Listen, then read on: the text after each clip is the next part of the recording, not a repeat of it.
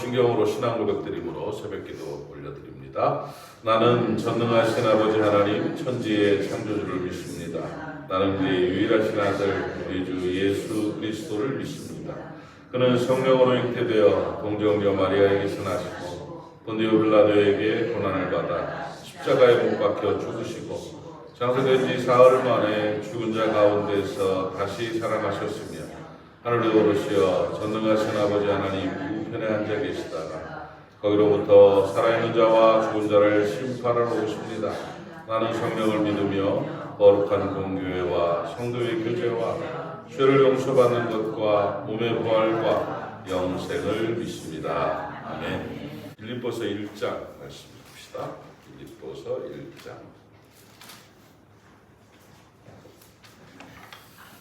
12절부터 18절까지 말씀 교독하겠습니다.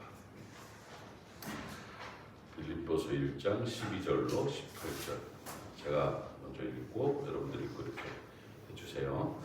12절을 제가 읽습니다.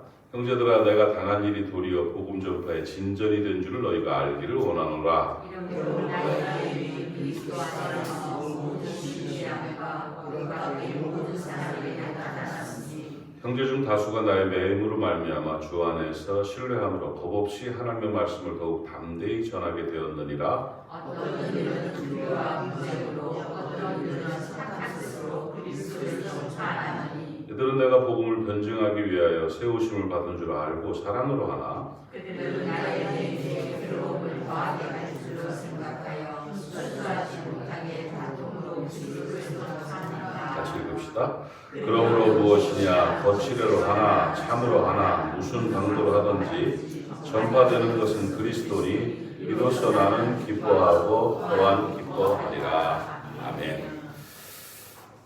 바울 사도의 그 투옥 기간 동안에 감옥에 있으면서 그가 하나님 앞에서 어떤 자세로 또 사람들에게 어떤 자세를 가지고 어떤 가치관으로 감옥 생활을 했는지에 대해서 지난 금요일날 같이 나눈 말씀을 한 번 더 정리를 해서 나누도록 그렇게 하겠습니다. 사람이 같은 상황 속에서도 전혀 다른 삶의 태도를 갖습니다. 그리고 삶의 방향과 삶의 결과가 다르죠. 조그만 어떤 일이 생겨도 확 무너지는 사람이 있고 어떤 역경이 있어도 단단하게 이겨가는 그런 사람이 있습니다. 어떤 사람의 삶은 뭐 이렇게 꽃길을 걷는 것 같은데 어떤 사람은 굉장히 그 가시밭길을 걸어요. 그래서 뭐 그렇게 특별한 문제가 있는 것 같지도 않은데 결과가 좋지 않은 그런 경우들도 있고 또 어떤 사람은 확 뛰어난 것 같지도 않은데 줄줄 풀려가는 그런 경우도 있어요. 뭘가 그렇게 사람의 인생을 다르게 만들까? 그냥 사람들은 운이라고 생각을 많이 하는데 운이라는 표현도 여러 가지 의미를 내포하고 있어서 운 좋은 사람이 좋죠. 운이라는 것이 있을 수도 있겠죠. 그런데 인생의 방향과 삶의 질을 결정하는 결과를 만들어내는 가장 큰 영향력을 행사하는 건 태도라는 것입니다. 태도. 그러니까 태도가 어떠냐가 자기 인생의 질을 만들어요. 그래서 어떤 태도로 사느냐, 말하는 태도, 행동하는 태도, 눈빛, 또 태도입니다. 가치관이 중요한 태도고 마음가짐이 아주 중요한 태도죠. 그래서 태도가 그 사람의 역량을 만들고 태도가 그 사람의 수준을 만듭니다. 그래서 좋지 않은 태도로 살아가는 사람은 그 수준으로 살아요. 그래서 좋지 않아요. 결과도 좋지 않고 영향도 없어요. 근데 태도가 좋은 사람들은 아주 좋은 결과를 맞이하게 되고 멋진 결과로 살아갈 수가 있는 것이죠.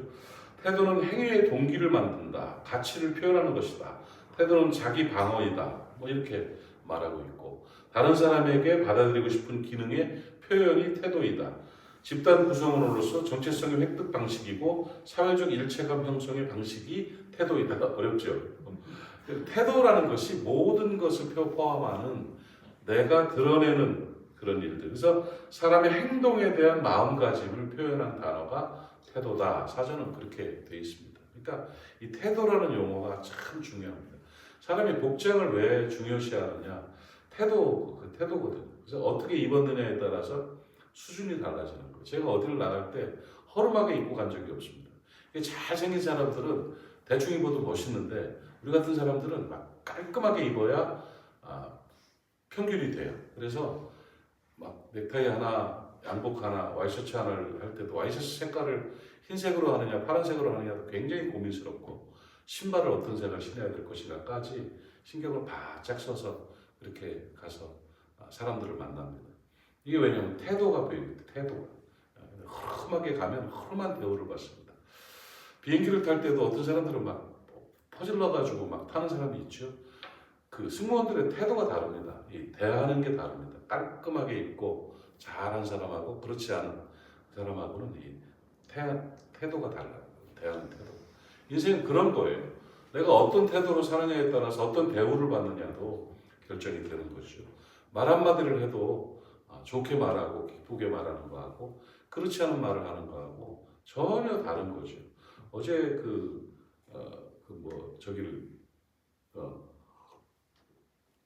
군성교회 축사를 했습니다. 축사도 시간 딱 지켜가지고 깔끔하게 서울 사투리 써가면서 딱 부러지게 하죠. 부산이 표준말이잖아요. 그러니까 서울 사투리를 써가면서 이렇게 끝나고 났는데 식사하러 쭉 가는 중에 거기 계시던 분 한 분이 막 반갑게 인사를 해요. 그래서 반갑습니다. 예, 감사합니다. 목소리 살짝 깔잖아 우리 그럴 때. 예, 감사합니다. 목사님 하면서 안 해도 될 말을 하는 거. 멀리서 볼 때 정말 젊어 보이셨는데 가까이 보니까 연식이 좀 됐네요. 이러고 앉아 있는 거야. 그래서 그때 이 난감한 이때 뭐라고 리액션을 해야 될지를 모르겠어요. 그러십니까? 예, 좀 무겁습니다. 이제 그러고서 걸어왔는데 집사람이랑 걸어오면서 왜 저러시? 이해가 안 가는 거예요. 왜 그런 말을 했을까? 젊어 보였어요? 뭐 이렇게 한마디 한다든지 이러면 괜찮은데 뭔가 이제 친숙함을 표현하는 건 아는데 같은 표현도 그러면 되겠어요? 안 되겠어요? 연식이 좀 되다니 뭐가 연식인데 멀리서 보니까 젊어 보이는데 가까이 보니까 연식이 좀 됐네요. 뭐 이렇게 하시더라고요. 그런 거. 사람이 살아가면서 말 한마디 하는 거, 행동하는 거, 누구를 대하는 거에 있어서 태도가 굉장히 중요하죠. 태도가 인생을 만들어요. 인생의 수준을 만들고 역량을 만들어요. 그러니까 책 읽는 태도를 갖는 사람들은 수준이 좋아지죠. 책은 정말 중요합니다. 늘 읽으십시오. 이 영상으로 이 자기를 발전시킨다고 착각하지 마십시오. 자기를 쾌락으로 몰아가는 방법입니다. 내가 투자한 만큼, 내가 글을 쓴 만큼, 이 사람이 글을 써봐야 돼. 글을 쓰지 뭐 이렇게 컴퓨터로 쳐도 매일 창작이라는 글이라는 거를 창작을 하는 고민을 하지 않으면 그러니까 목사님들이 나중에 나이를 먹으면 조금 좋아지는 이유 중에 하나가 뭐냐면 설교를 쓰기 때문이지. 설교를 쓴다는 건데 남의 설교 갖다가 100개 가지고 하는 사람들은 별로 발전 없고 AI로 설교, 챗 GPT로 설교 만드는 그런 목사들이 있다고 그러는데 영상 없습니다. 그거는 좋지 않습니다. 그렇게 하면 자기가 금방 무너집니다. 자기가 써보지 않고 자기가 고민해보지 않고 말씀과 실험해보지 않으면 금방 허물어집니다. 사람은요 6개월 안 갑니다. 1년이면 허물어져 버립니다. 글 쓰는 거 잊어버린 사람들은 계속 약해지죠. 그래서 그런 것들 글을 자꾸 쓰고 창작을 하고 고민을 하고 공부를 하고 하면서 태도가 좋아지는 거죠. 그런 태도를 갖는 사람들로 인해서 인생의 역량이 많아지는, 할 수 있는 게 많아지는 그런 사람이 되죠. 하나님은 준비된 만큼 쓰시는 거예요. 준비된 만큼. 또 그러는데 딱딱 준비된 만큼. 그러니까 잘 준비하십시오. 잘 준비해서 쓰임받는 우리가 됐으면 참 좋겠어요. 그 태도에 대해서 바울은 어떤 역경을 어떤 태도를 가지고 역경을 극복했는가. 오늘 본문의 말씀은 옥중서신이라고 그러죠. 감옥에서 쓴 거예요. 감옥이면 최고 힘든 역경이었죠. 그 당시의 감옥은 지금의 교도소하고는 수준이 다릅니다. 그건 정말 목숨 건 인권이고 뭐가 없는 그런 곳이었을 텐데 그곳에서 이 바울 사도의 그 역경을 대하는 태도, 그 삶에 고난이 왔을 때, 어려움이 왔을 때 대하는 태도가 오늘 아주 두드러지게 오늘 나타납니다. 그게 뭐냐면 한마디로 말하면 1장 18절에 나는 기뻐하고 또한 기뻐한다. 아니 감옥에 앉아가지고 언제 죽을지 모르는데 그 고통 가운데 있는데 그 어려움 가운데 있는데 물론 뭐 이때가 연금 상태로 조금 뭐 나셨다는 얘기를 하는 분도 이제 어쨌든 최고의 역경과 두려움이 있었던 그 당시에 나는 기뻐하고 또한 기뻐한다. 이렇게 고백하는 태도를 가졌다는 거죠. 그러니까 환경이 그를 지배하지 못했습니다. 고난이 그를 괴롭히지 못했습니다. 그의 심정은 진짜로 기쁘고 기뻤습니다. 왜? 태도가 달랐기 때문이에요. 그는 고난을 대하는 태도를 어떤 태도를 가졌냐면 목적지향적이 있다는 거예요. 분명한 목적의식을 가지고 살았다는 거예요. 나는 하나님의 복음을, 그리스도의 복음을 전하는 자인데 내가 감옥에 갇힘으로 말미암아 복음이 전파되니까 나는 기뻐하고 기뻐한다. 이거예요. 말도 안 되는 얘기 같지만 말이 되는 얘기입니다. 내가 감옥에 갇히니까 시위대 사람들이라든지 또 바깥에 있는 사람들이라든지 그리스도 안의 형제들이라든지 누구든지 다 바울이 감옥에 갇힌 걸 알아요. 근데 동네 사람들도 바울이 감옥에 갇힌 걸 알아요. 아니 바울이라는 사람이 왜 갇혔대? 사람 괜찮아 보이는데 예수라는 사람을 전하다가 메시아라고 전하다가 죽었다가 부활했다고 전하다가 그를 믿어야 된다고 전하다가 감옥에 갇혔대. 누구? 예수? 유대인 중에 예수라고 있는데 그랬대. 이런 소문이 퍼져나. 그러니까 헛소리하지 마. 저놈은 갇혀도 될 싼 놈이야. 아니야, 저분 귀한 분이야. 이러면서 부딪히는 거예요. 그러니까 어떤 사람은 진솔한 마음으로 예수를 얘기하고 어떤 사람은 욕하면서 예수를 얘기하는데 참으로 하나 거짓으로 하나 결국 전해지는 건 누구다? 예수다. 그러니까 내가 갇힘으로 말미암아 예수가 이슈가 되고 예수 복음이 전해지니까 그걸로 복음 전하기 얼마나 힘들었으면 차라리 그것이 나에게 기쁨이고 기쁨이라는 거예요. 내 목적은 복음 전파이기 때문에 복음 전파가 되는 그것이 나의 기쁨이다. 오, 놀라운 일이죠. 사람이요, 역경을 이기려면 목적이 있어야 돼요. 여러분, 목적 없는 사람들은요, 하루하루 사는 사람들은요, 조금 문제 생기면 그냥 쓰러집니다. 그러나 뭔가 계속 창의적인 목적들이 생겨나면 복음 전파의 목적, 하나님 나라 건설하는 목적도 분명하고 그 외에 있어도 삶에 있어서도 가정에 있어서도 자녀들에 있어서도 뭔가 분명한 목적의식들이 분명할 때 그때 역경도 이길 수 있는 힘이 되는 거예요. 그러니까 목적 지향적 태도를 가지시기를 바랍니다. 오늘 하루 여러분의 삶에 목적이 있기를 바랍니다. 여러분의 인생에 목적이 있기를 바랍니다. 무엇을 위해 사는가? 무엇을 위해 시간을 투자해야 되는가? 무엇을 위해 돈을 써야 되는가? 왜 이 사람을 만나야 되는가? 오늘 이 시간은 내가 뭘 해야 되는가에 대한 분명한 목적의식들이 있으면 훨씬 좋은 태도로 살아갈 수가 있고 그 태도로 인하여 우리의 삶은 복되게 되는 것이고 역경을 이기게 되는 거예요. 깨달아지셔요? 그 다음에 또 한 가지 바울에게는 어떤 마음이 있었느냐면 이 모든 것들이 다 하나님의 섭리 가운데 있다는 태도예요. 굉장히 중요한 겁니다. 하나님의 섭리를 믿는 믿음의 태도라는 것이죠. 하나님이 나를 책임지신다. 하나님이 나를 사랑하신다. 하나님 나와 함께 하신다. 하나님이 복음 사역의 주역이시다. 그런데 내가 감옥에 갇혔다. 하나님 뜻이다 이거. 이거야. 하나님 뜻이다. 하나님이 함께 하시는 것이고 하나님의 섭리 가운데 하나님의 계획 가운데 하나님이 허락하신 일이기 때문에 하나님이 어떻게 좋게 해주실 것이다. 하나님의 일이 이루어질 것이다. 로마서 8장 28절은 하나님 앞에서 섭리를 믿는 사람들의 삶의 태도의 중요한 메시지입니다. 하나님을 사랑하는 자, 그 뜻대로 부르심을 입은 자들에게는 모든 것이 합력하여 선을 이루느니라. 좋은 일도 좋은 일이고 안 좋은 일도 좋은 일이라. 그래서 안 좋은 일은 안 좋아 보일 뿐이라는 거죠. 하나님이 우리에게 주시는 것은 최적이요 최선이라는 거예요. 내가 바른 태도로 바른 목적으로 살아가고 있는 한 하나님을 사랑하는 자, 그 뜻대로 살아가는 사람들, 그 사람들에게는요, 아무나 그렇다는 게 아니라 하나님의 뜻 안에 있는 사람들에게는 내 삶 전체가 하나님의 섭리다. 그러면 하나님은 좋은 것을 주신다. 안 좋아 보이는 일이라 할지라도 하나님께서 좋게 하신다. 내가 기도하고 있는 한 하나님 앞에 하나님의 품에 하나님의 울타리 안에 하나님의 뜰 안에 심겨 있는 한 모든 일은 하나님의 섭리 가운데 있다. 믿음이 있으면 든든하겠죠? 그러니까 안 좋은 일들도 좋게 여겨지는 거예요. 엄마가 시장을 갔다 오셨는데 만두를 좀 사다 달라고 했는데 엄마가 만두를 안 사왔다 하고 엄마가 막 한마디씩 해요. 싫어. 안 사왔어. 네가 사주냐? 이렇게 장난하는 거죠. 근데 보니까 시장바구니 속에 만두가 보여. 에이 저거 내 건데 그랬을 때 엄마가 아니야 이게 엄청 순이 거예요. 너를 왜 줘? 그럼 애가 웁니까?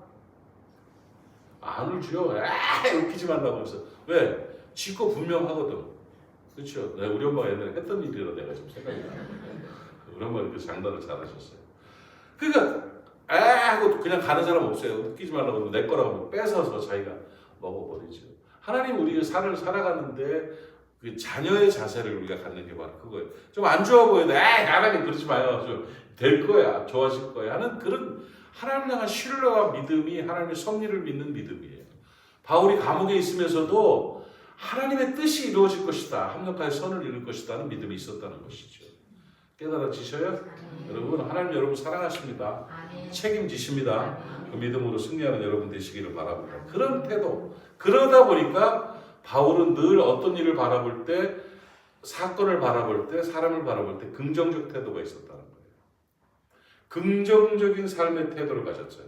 좋게 본 거예요. 낙관론이 아니에요. 긍정적인 거예요. 왜? 하나님이 개입되니까.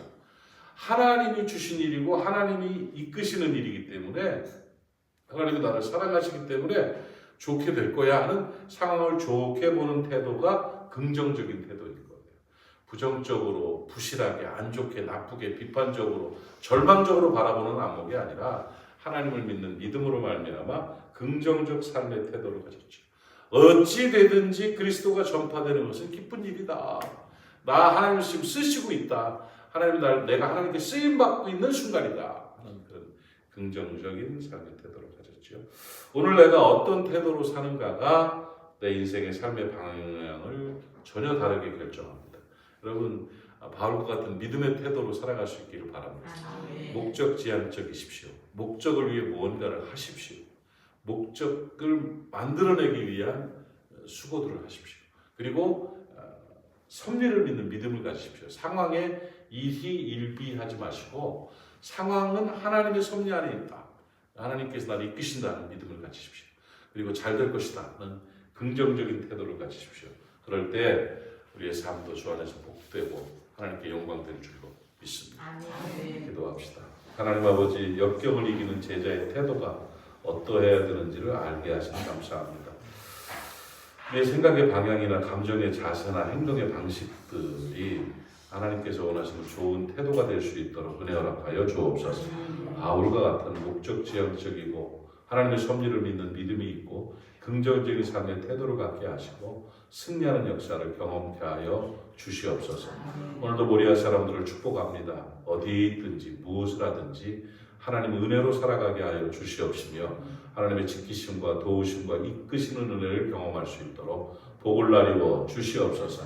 모리아를 지켜주시고 모리아를 도와주시고 모리아 안에 하나님의 복이 임하게 하여 주옵소서.